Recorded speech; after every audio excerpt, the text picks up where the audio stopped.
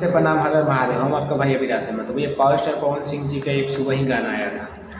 गाना का नाम है सैया मिलल लड़कइया। उषा फिल्म से गाना आया है। म्यूजिक डायरेक्टर प्रियांशु सिंह और शिल्पी राज भी गाई है। एक्टर नीलम गिरी है, जो कि बहुत ज़्यादा खूबसूरत है। नीलम गिरी हर गाने में काम किए हैं, बहुत गाने में काम किए, बहुत अच्छा डांसर है वो नीलम गिरी।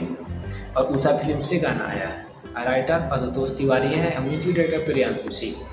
गाना तो भैया सुनने के बाद पता चलेगा आपको कि गाना कैसा है। मेरे ख्याल से तो गाना बहुत ही बेस्ट है गाना। आप लोग नहीं सुने हैं तो गाना जाकर सुनिए।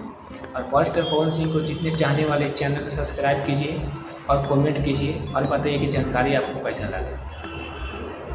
भैया बताना चाहते हैं कि बाप बाप होता है, बेटा बेटा होता है। आप लोग बोलते हैं कि पावर स्टार पवन सिंह क्या गाना नहीं आ रहा है, पावर स्टार पवन सिंह सो गए हैं। ऐसा कोई बात नहीं है। कुछ चीज़ें अच्छा आता है ना तो टाइम लगता है। कुछ अच्छा बनाने के लिए थोड़ा टाइम लगता है ना, इसीलिए गाना लेट आता है। ठीक है।